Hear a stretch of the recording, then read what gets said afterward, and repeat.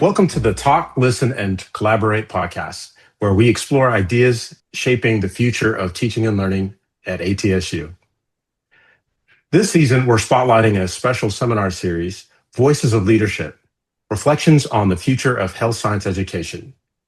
Each episode features candid conversations with ATSU leaders and thought partners on reflection, innovation, and the evolving role of faculty development.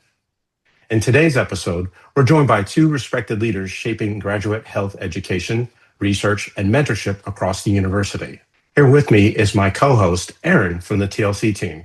Thanks, Quincy. I'm excited to get started, so I'm going to introduce our guests. Today we have with us Dr. Marisa Hastie and Dr. Tamara Valovich McLeod. Dr. Hastie is the Dean of the College of Graduate Health Studies at ATSU. She's known for her collaborative leadership and commitment to building supportive, inclusive academic communities. Under her leadership, CGHS has launched several impactful initiatives, including the Innovation Hub and the Office of Scholarly and Professional Development. She's led curriculum redesigns, virtual engagement improvements, and brought new energy to key community events like Founders Day and the CGHS Awards Banquet. We're also joined by Dr. McLeod, Chair and Director of Athletic Training and Professor in the Arizona School of Health Sciences. And she also has a joint appointment as a research professor in the School of Osteopathic Medicine in Arizona.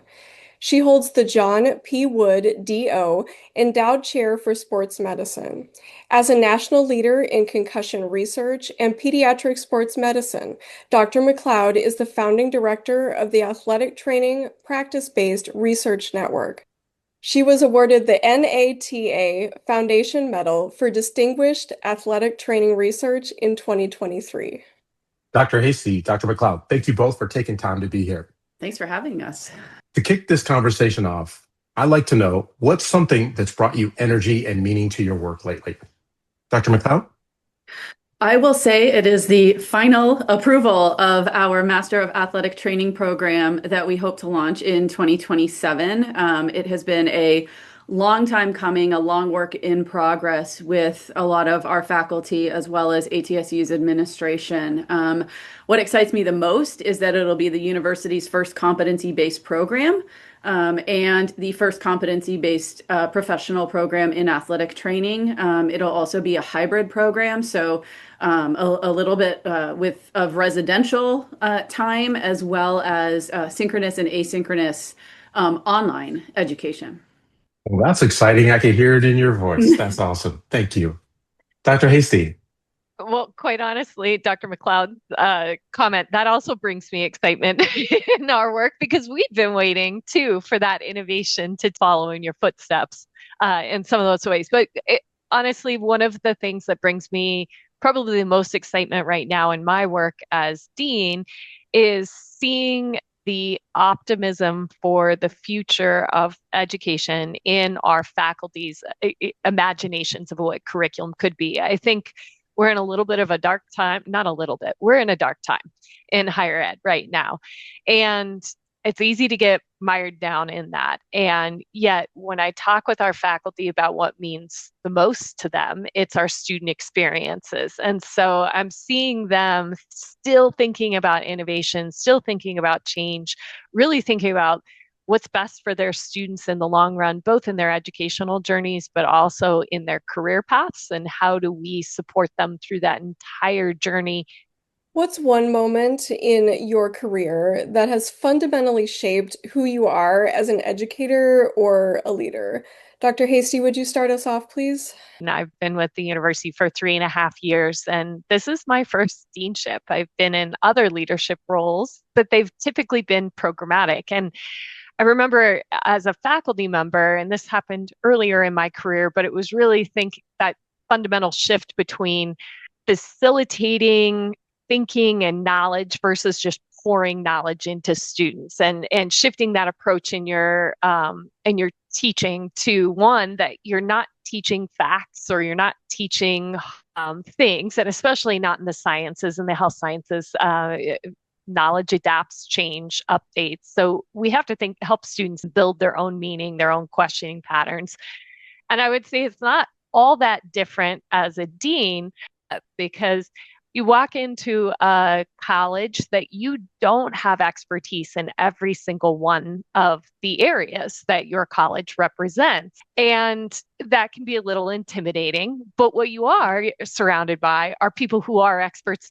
Your role as a dean becomes people focused. It's people first, not the concrete knowledge. And quite honestly, it's very similar to that shift in the teaching thinking that I had. It's not about the concrete knowledge, it's about the people and building that. Yeah, so I think it really was kind of the entire year of 2014, 2015, because we were preparing to launch our DAT. And I'd been a faculty member here since 2002, teaching in our residential, what was initially sports healthcare, and then athletic training program, where we had students on campus. It was a traditional 2-year master's degree. And then launching the DAT was a little bit scary. I had never really taught in the online environment, so there was a lot of a learning curve. And I will say that hasn't ended. It kind of just has continued on, but that initial launch of the DAT and trying to make sure that I was adequately preparing content, engaging students, making it a meaningful experience when I wasn't sitting in front of the classroom like I had been for the past, almost 15 years at ATSU. As leaders in different educational contexts that you all have already described, graduate level, clinical, online, hybrid, in person, you all cover this in a lot of different ways.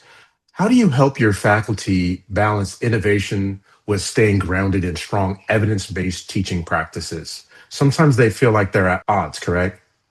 Yeah, I would say one of the things that we have a mantra of is pedagogy first, getting, really clear. And Dr. McLeod had mentioned this earlier on what it is you're really trying to have your students be able to do, know, say, believe. Those outcomes is where, are really where we start. You build the pedagogy that helps them scaffold their learning as, new technology, new ways of knowing come about, you add those in to augment the pedagogy. They aren't the pedagogy.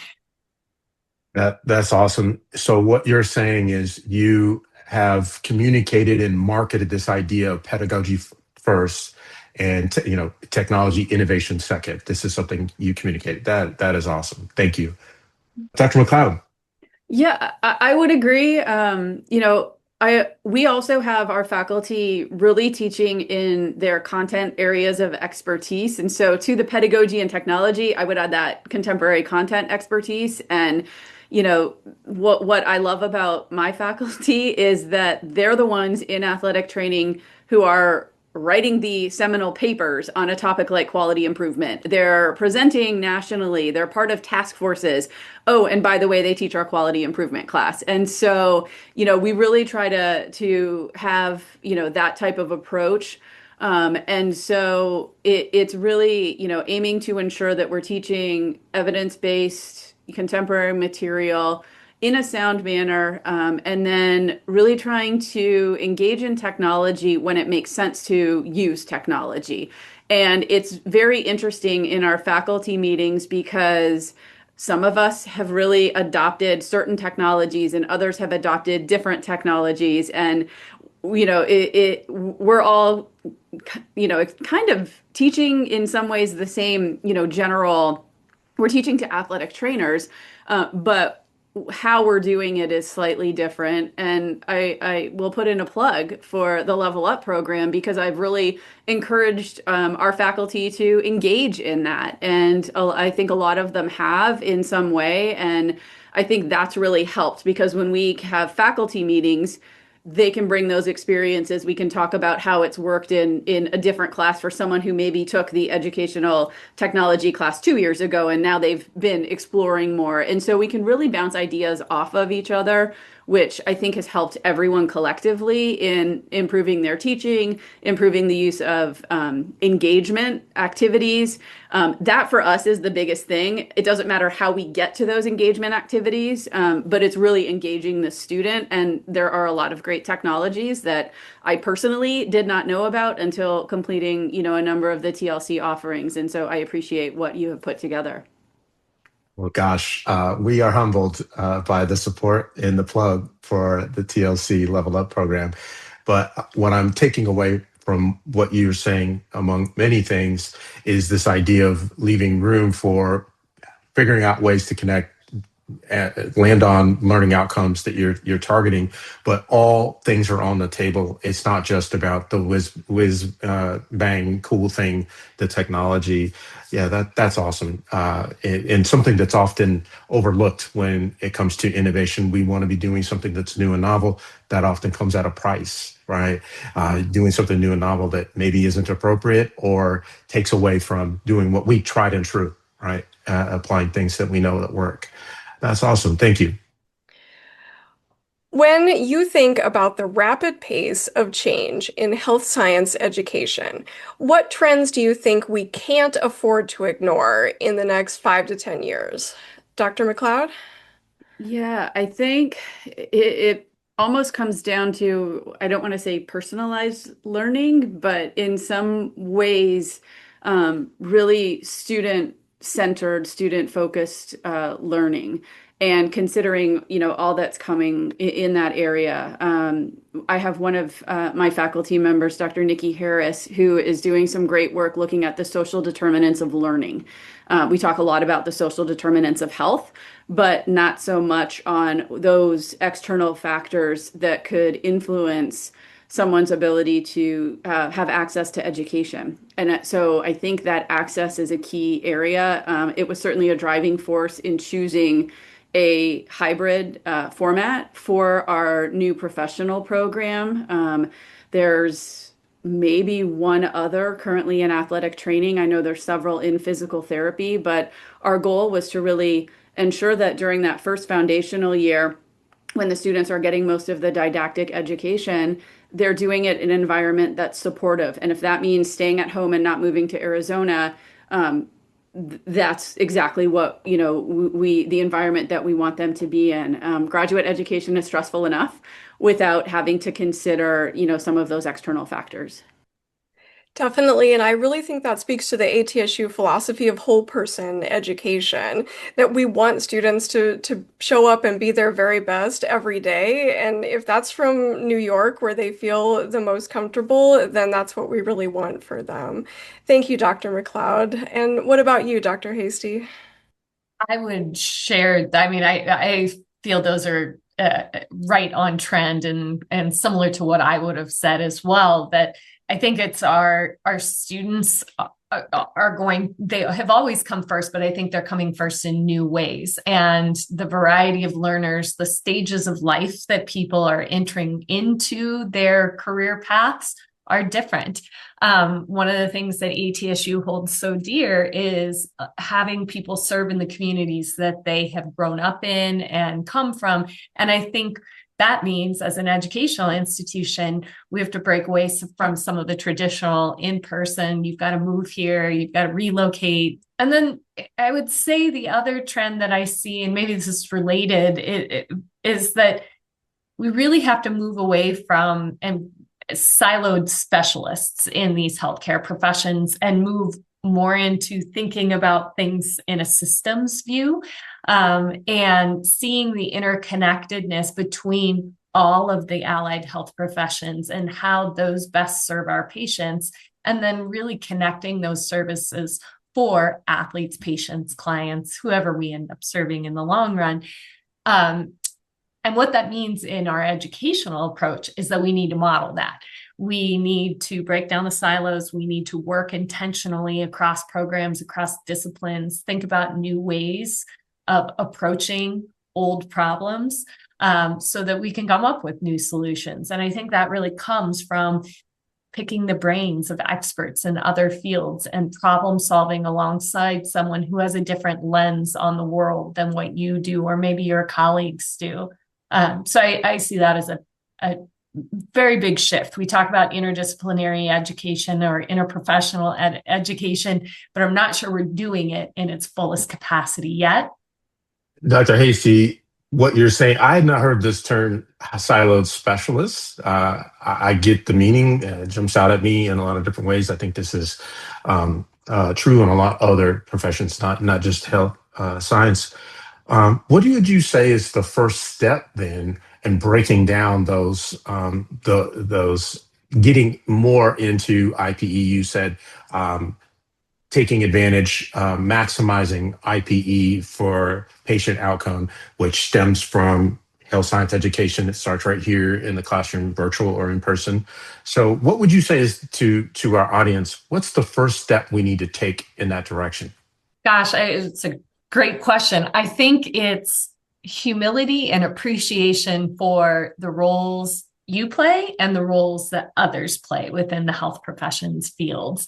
And I love the enthusiasm and the identity that our new students bring when they start, and they may think, I'm an athletic trainer, and they identify as that, or I'm a healthcare administrator, and they very much build into their mindset that is who they are and that's their approach. But with that comes a way of thinking that is germane to whatever that profession is.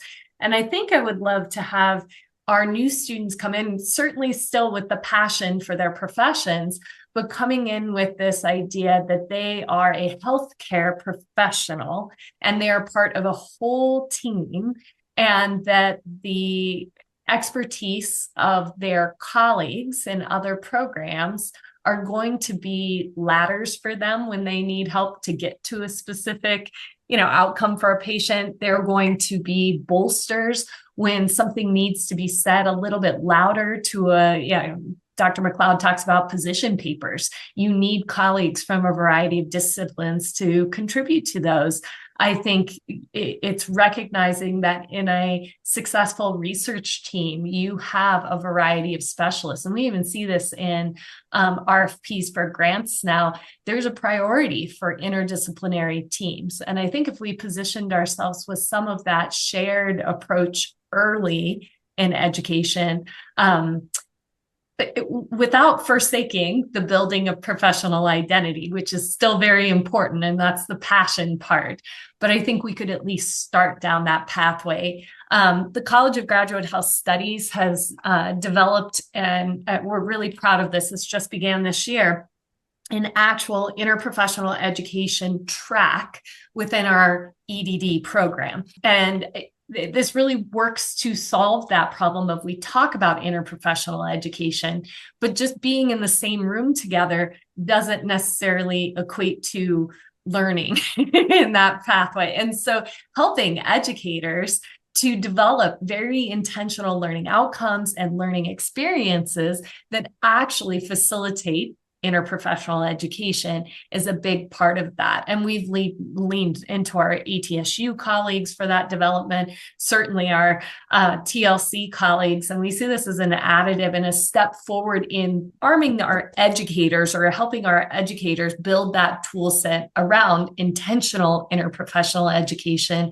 not just, kind of the accidental or by exposure type of interprofessional education. Wow. Thank you. Thank you for that. I want to take a hard left back to technology for a second. You might be surprised. We just got done speaking about focusing on pedagogy first, expertise, and then technology when appropriate. However, the elephant in the room, we have a lot of technology heading our way. A lot of it is here, right? And so my next question is about simulation, AI, virtual tools. There's always something new coming our way. But as we have established, great teaching isn't always about bells and whistles. How do you help your faculty decide when tech enhances learning and when it's okay to stick with what works? In my department, it depends a little bit on the faculty. I have one faculty member who is all in on AI and uses it regularly has developed personal assistants and chatbots and clinical assistants and all sorts of different things. I myself am probably a little bit more weary. I use it infrequently. I don't have, a personal relationship with my chat agent. And so I really think it comes down to comfort level, to how they feel it's going to expand the student experience, or, in some cases hinder the student experience, and that may necessitate not using it. I know for our Master of Athletic Training program, because our students are going to be at a distance that first foundational year, we're going to be using simulated telehealth. We're going to, when they come to campus for our MAT weekends, be using our clinical performance center and doing a number of simulations with them to start to get them to feel a little bit more comfortable in a patient care setting. And so those types of things are being built into that curriculum. In fact, next week we have our DAT Winter Institute, and we are going to be doing simulation escape rooms for one of our afternoon lab sessions that we're really looking forward to. And so that's been a collaborative effort with Jesse in PA, as well as the rest of the staff over at the CPC. So I think there's a time and a place, and I think it is somewhat individualized. I support faculty in trying some of these out, and we discuss in our program meetings and then in our annual retreat kind of what's working, what's not working, and kind of move forward from there. Awesome. Thank you. Marisa, you already mentioned about communicating out pedagogy first, then technology. How do you check on that? And how do you help your faculty stay prepared for the wave of emerging technology that's heading your way? I'm also a really big fan of experimentation. I think that's a great way for faculty to become comfortable with it and to see what happens there. Sometimes we'll use a variety of technologies in our departmental or college business. So while that's not a direct foray into the classroom, it does provide opportunities to experiment and dabble in it. I think the other piece too, and this is one of the things that I think is really great about the TLC as well as the CGHS instructional designers, our instructional designers have an amazing amount of knowledge about technology being used in educational settings, and they become a great sounding board during our course development process to talk through what are the accessibility issues, or what might be the comfort issues with this, or how does this add to or detract from the learning? What about connectivity issues, bandwidth issues, those types of things? And especially in a distance ed program, those are really important to us. I do think that AI and VR and some of the digital technologies that are really emerging, one of the major benefits they offer is they become a safe sandbox for interactions. Those simulations that, we want to release them out into the world, into their professions in a confident manner, where and you can't prepare them for every situation, but allowing them that opportunity to try things out in a model with a computerized peer. You're even taking away the judgment of potentially what a peer might perceive in that. So some of the learning experiences we've used AI tools for is in case studies or client conversations, patient conversations. So having students mock up, what would you say? How would you respond to this? And then allowing the AI tool to give some feedback. And then there's an opportunity for peer live human and faculty interaction in that. But it becomes a safe sandbox, a low stakes assessment of, am I getting this? How am I doing? And I think that's really exciting. And any of us could use that in our day-to-day work, before sending an email or looking at a spreadsheet or putting together an assignment. Allowing that opportunity to engage with technology can help strengthen us there. And then I think you build familiarity and curiosity with that. I would also just add too, we have to make it a safe space for faculty to experiment, meaning not everything we put in a class goes exactly as what we wanted, and not everything ends up contributing 100% positively to a learning outcome. And that's okay. You've got to try it. And you can't stay in the safe zone the whole time. And so as academic leaders, we need to make sure that we give our faculty that opportunity to experiment with intention and with the support of a learning community and colleagues that are helping to build that. But if it fails, we view that failure as a success because we learned something new. For those that are resistant maybe to technology, I often think it's what if this doesn't go well and then my evaluations are terrible, or the student doesn't learn, or the students are frustrated? We have to be able to move a little bit past that with a safety net of saying experimentation is great. Let's try it. And we'll learn from it on the other end. Yeah, Dr. Hastie, that's very eloquently stated. And I think the TLC, I'll say this, I need to be aware of oftentimes when people come, oh, we want to try this new way of doing things.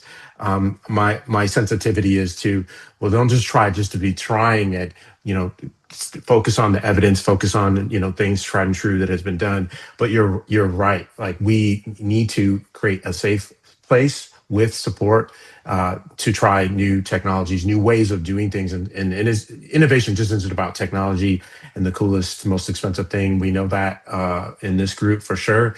But I love what you said, creating safe place, leveraging expertise, people that have experience doing these things in a low stakes way. For our listeners, I'm wearing the Oculus headset as we speak right now. This is low stakes. Jokes. I'm not wearing the Oculus headset right now, but thank you for that.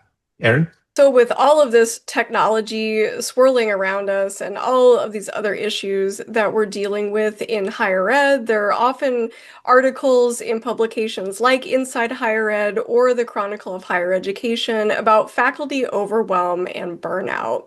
What would you say to those who feel uncertain or even feel anxious about integrating new approaches or tools? Yeah, I think, again, it's a case-by-case basis, discussing, with the faculty member what their trepidations might be, and, getting a sense of why they might be hesitant to try something new. And then also, having the conversation of, has what they've been doing, been successful, right? If they have excellent student ratings of teaching and open-ended comments and great student feedback about the way that they've handled a course, not necessarily incorporating, different technologies. Sometimes you don't want to fix what's not broken.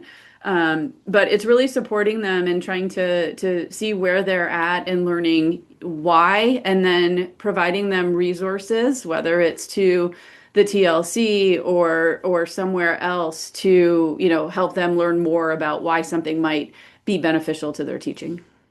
Definitely, and we're happy to help faculty with just making a 1% improvement. If they think, maybe it is adding Slido to one lecture or something like that, just to give it a try and see if it might be something they want to do. We don't have to go all in on something. We can just give it a little bit of an improvement just to try.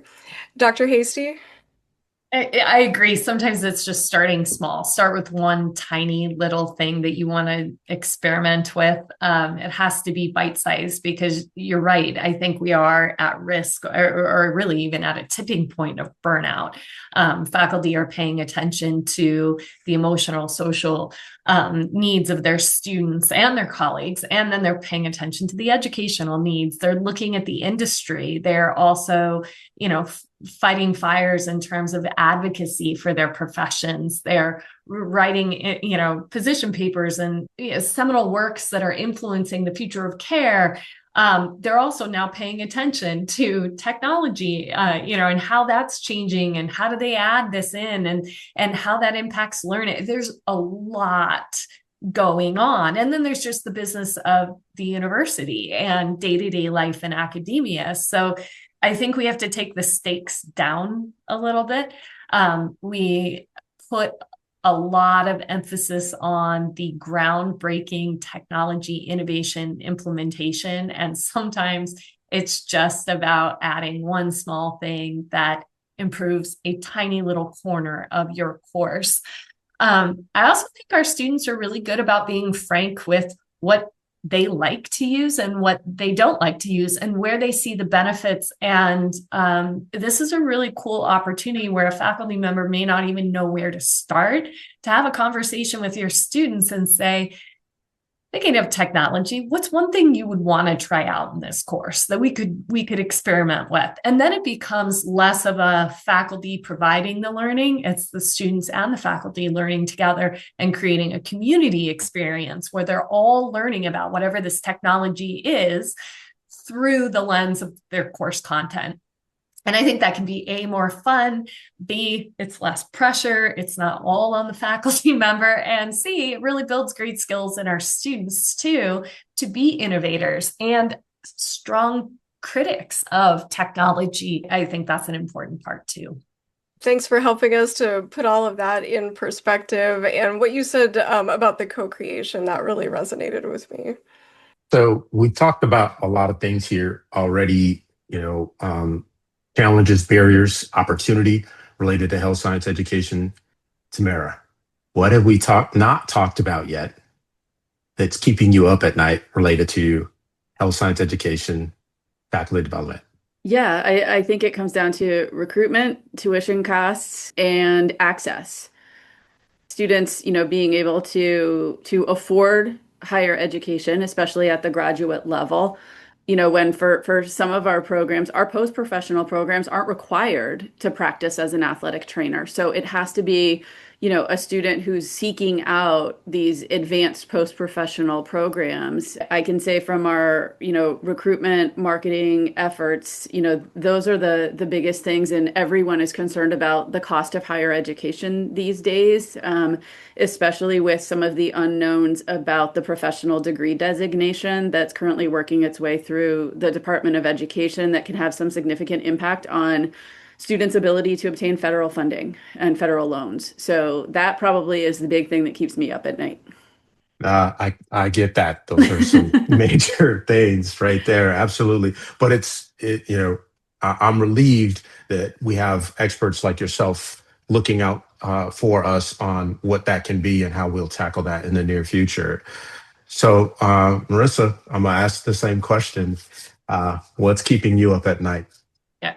Affordability is the number one thing that's keeping me up. The affordability of a degree program at an institution like ATSU that we run a really lean financial institution. I think there's a balance in how do we provide the experience at a price that is affordable. And Dr. McLeod's exactly right. Right now, we have an entirely new funding atmosphere starting in this next academic year, where students are going to need to navigate new ways to pay for their education. And so affordability is the tipping point of my mind spinning out at night. But then I go to how this is going to fundamentally change who has access to higher education, because it's a tipping point for us here of our admissions profiles at undergraduate institutions are going to change. Students are going to be making new decisions on what can I do for a profession based on, can I afford that program, and when and how will I be able to make enough money to pay back those loans? Can I even qualify for loans? Can my family qualify for loans? And for some of our learners, that's not an option. In college of graduate health studies, our median student age is mid to upper 30s. And that means there isn't a parent or that is going to be co-signing a loan. They are, and they are often paying for daycare. They're working full time. They have a mortgage. And so I think it's going to change who is in these professions. And we're not going to see that ripple effect until a decade, 2 decades later. And the reversibility of that is just not there. So I'm hoping that, through strong advocacy, we can begin to turn this tide in a short term.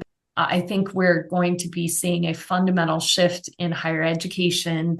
And it worries me because it's not about access. And I would like to see us get back to education as one of those rights that cannot be shifted or taken away or isn't dictated and by can you afford it.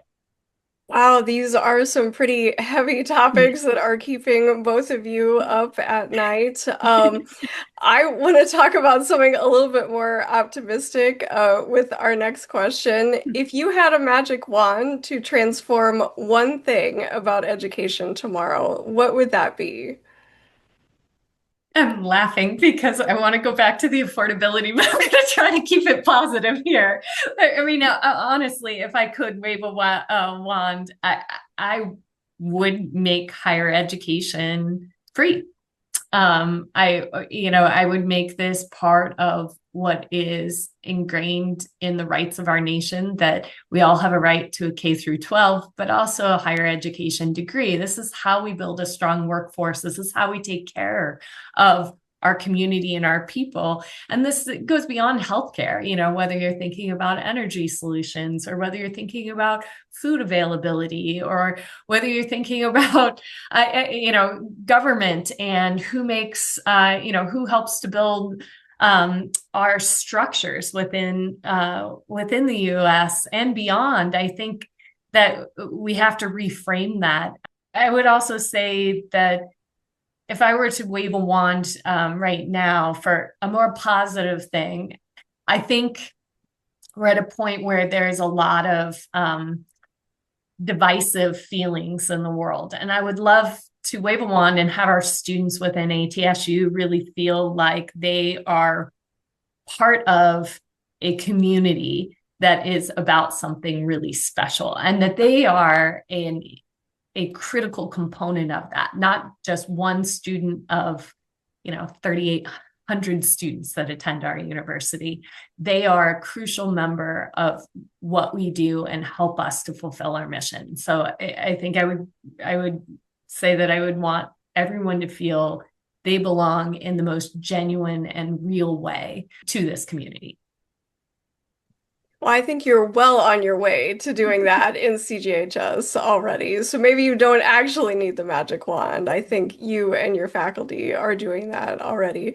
What about you, Dr. McLeod? What would you use your magic wand for?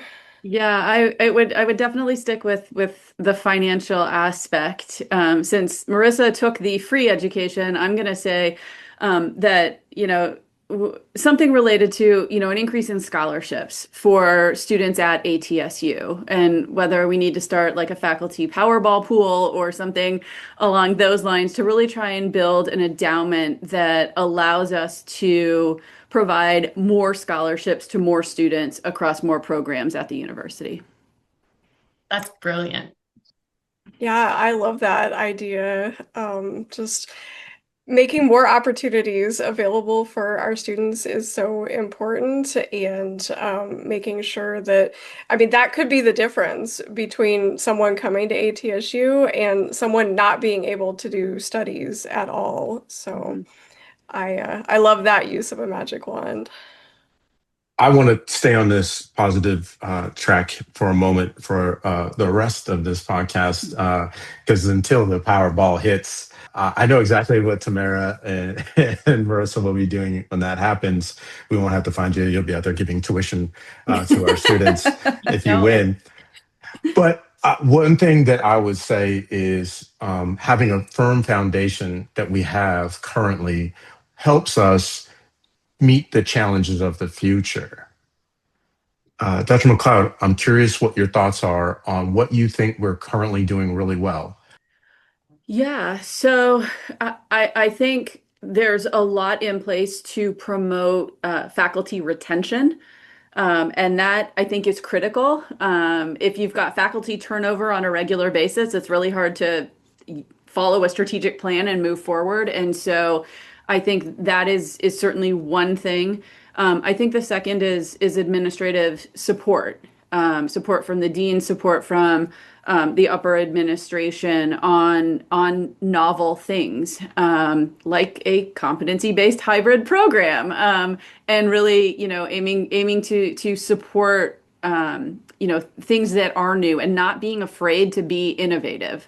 I think allows us to move forward in ways that at some institutions and perhaps some state institutions where you have extra layers of red tape, we're able to kind of move forward, I think, with a little bit more flexibility to be unique and to be innovative in how we educate our students. Fantastic.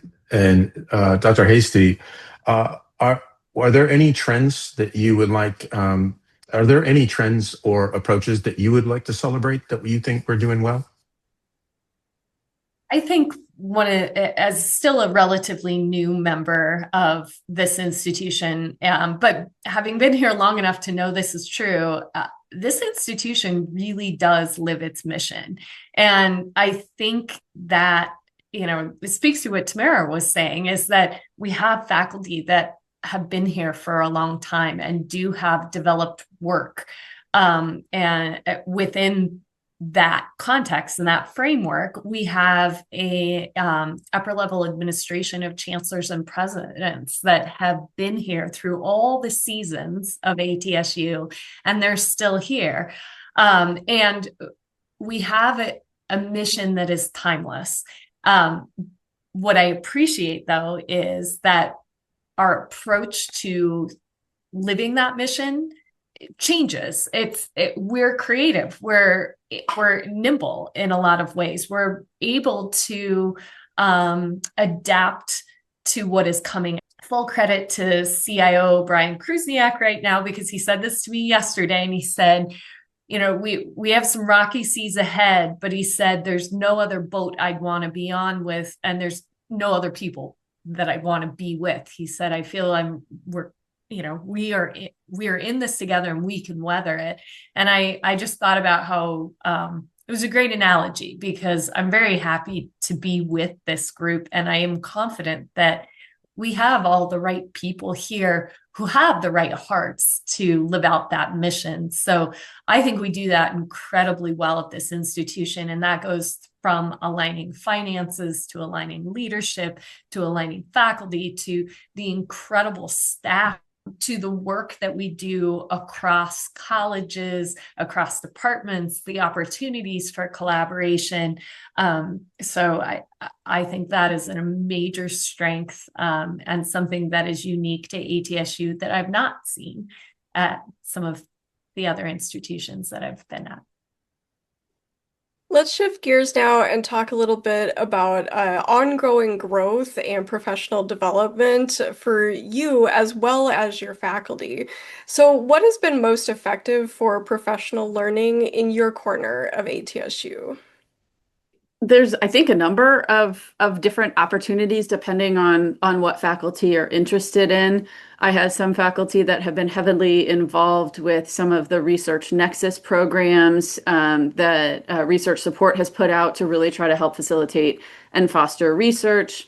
I've already mentioned the TLC programming, and then ASHES has a very unique program, the FAME program that is run out of the Department of Interdisciplinary Health Sciences, Faculty Advancement and Mentoring Excellence, that is run by Dr. Kenny Lamb.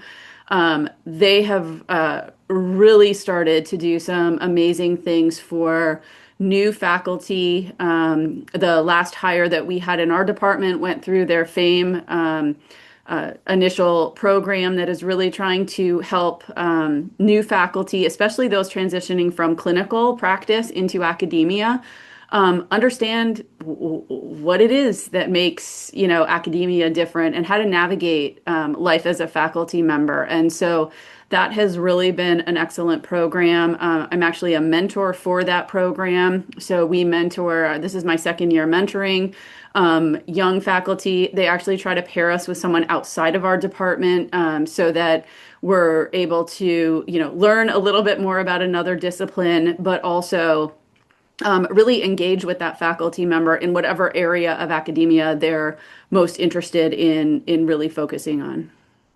Yeah, I think that's a great demonstration of interprofessional, like we spoke about before, like trying to encourage our students to have those opportunities, making sure that faculty have those opportunities as well can help all of you to carry that through to your students. Dr. Hastie? Successful ideas or the most successful things absolutely do not come from me.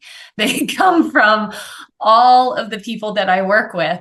And I think one of the special roles as a dean is of facilitator. So when someone has the inspiration and they see a need or they have the feedback, they have that goal in mind. Well, the university does have a lot of great, whether it's internal grants or collaboration programs, fellowships, leadership things that people can tap into. But even on the micro level, a couple of years ago, our college saw a need to orient our students better as new students. Was a cross collaboration between students, or it did include students, but students, faculty from a variety of different programs, instructional designers, our academic advisors, our admission staff. So that was a great one. A couple years ago, one of our instructional designers came to me with an idea about how we could better support career services. We developed a career services center out of that. We actually just launched our very first alumni student mentorship program. We have 52 alumni student pairs that are working through a 3-month guided mentorship program. And so these are things that have uniquely just come out of our college. And it's been my role to put some, just some funding or time or energy or move a roadblock, something like that. So I think that's where we've found success. And at the university level, just a quick shout out to the diversity office and the FLAIR faculty fellowship program. So it's faculty leadership and resilience in education. We know we need more educators in the health professions, and this is meant to help build that portfolio for these individuals who, as Tamara said, maybe moving from clinical practice into education, or are just newly out of their degree programs and have a passion for teaching. That's where we're seeing the innovation in education. And it comes from bringing new people into the room, giving them the tools that they need to be successful, moving roadblocks out of the way for them. And that's where we're going to get the sparks of innovation and change. Well, all of that sounds really exciting and really positive. So thank you for sharing those insights with us. We'll close with this. As our listeners think about the road ahead, what advice would you offer them about continuing to evolve as an educator, navigating the challenges, and still seizing the new opportunities that we've covered today when it relates to health science education?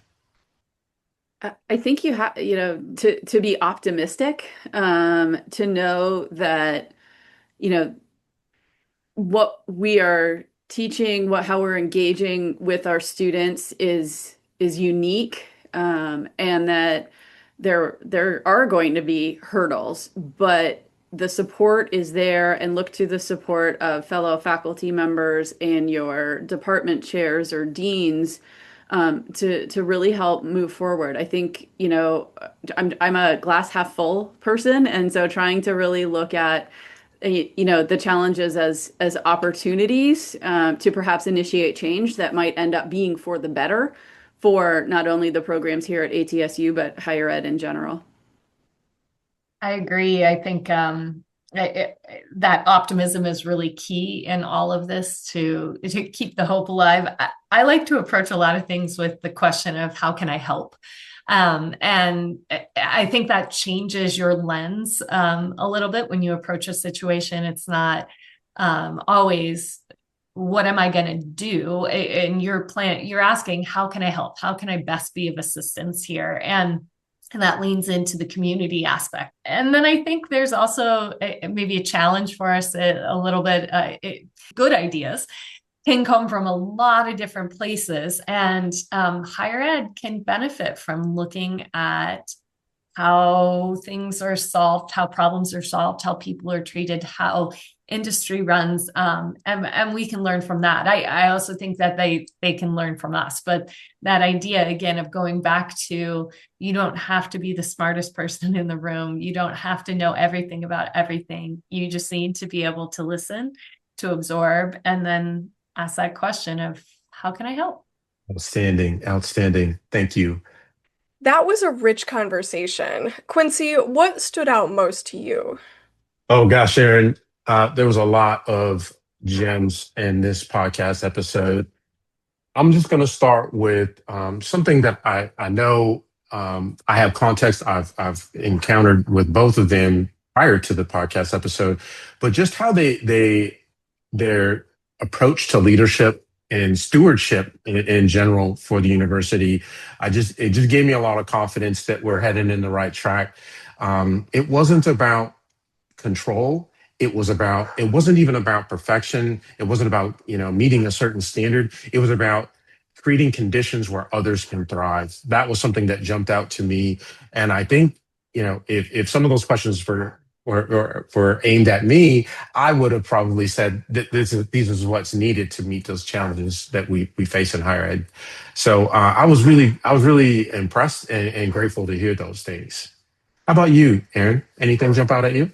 Yeah, I really like what you just said about creating those conditions. And I think that both Dr. McLeod and Dr. Hastie are creating conditions for faculty, staff, and students that are helping those groups to really thrive. One of the things that Dr. McLeod said was about the new hybrid program that they have coming and helping students to feel as comfortable as possible while they're learning. And that might not be on campus in a residential program, that having some time where they're living right now and working and being with their families might be the best thing for them to show up as students at ATSU. So that really resonated with me. Yeah, and related to that, if you think about, this push for innovation and to go out there, chase revenue, chase students, chase tool, these things, I deeply appreciated both Dr. McLeod and Dr. Hastie both mentioned how they reinforce it isn't always about technology, making sure that we're solving the right problems with the right tools at our disposal.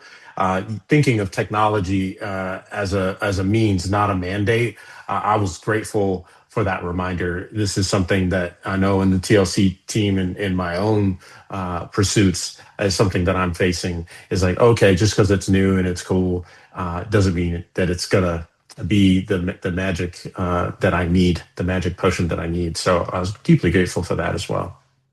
Right. And when they were talking, it made me really think about the TPAC model and how we have that infused in everything we do in the TLC, that we're helping with the pedagogy where we can. We've got the technology that can be used here or there, but it doesn't always have to be used. But there's that basic technology knowledge that everybody needs to be a successful educator. And then our educators come here with an amazing amount of content knowledge. And so for them to create the environment where all of that can wrap together and also for us to be able to contribute to that, that's pretty powerful. Absolutely, absolutely. And your reference to the TPAC model is like being intentional, right? About our preparation and our approaches to a lot of these challenges and how we solve some of the issues with health science education. Being intentional, I think that's a common theme, probably across all of the podcasts that we've recorded in this series. So. Definitely grateful for that. And one thing too, did you pick up on this? Is that emotional undercurrent too? I think that was something. I don't know if it was just timely and I needed to hear it, but it really jumped out to me about all these trends and strategies and ways of thinking. Care, right? Caring about each other, caring about our students. That came through to me too. Dr. Hastie even mentioning the mission, Dr. McLeod talking about the support from the leadership of the university. I think these are the key ingredients to make to help make the innovation sustainable. What do you think? Oh, yeah, I definitely agree. I thought that care was infused in a lot of their answers. And one that particularly stood out to me was when we talked about eliminating the siloed specialists. And so I think that really speaks to how can we build a community of care and helping students to get that practice with it here at ATSU is so important. So I think it will serve them well as they go out into their professions, and it will serve the patients even better. Yeah, I had not heard that term siloed specialist before. That jumped out to me too as well. I was definitely resonated with me. And just finally, I would just say that I was encouraged that despite the challenges, today wasn't a day of fear and being in the doldrums necessarily. That there's realism paired with opportunity, resolve, how we face these things. The Powerball option, although that entertains me, I do think that the attention towards figuring out ways to address affordability of health science education is in dire need of attention. But in the meantime, I think we have the right people with paying attention to it. So, yeah, I was grateful for that.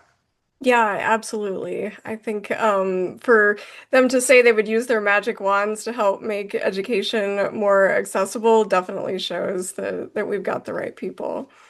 Thank you again to our guests, Dr. Hastie and Dr. McLeod, for their insights and leadership. And thank you to our listeners for tuning in. We'd love to hear what resonated with you. Please feel free to leave a comment or share this podcast with a colleague.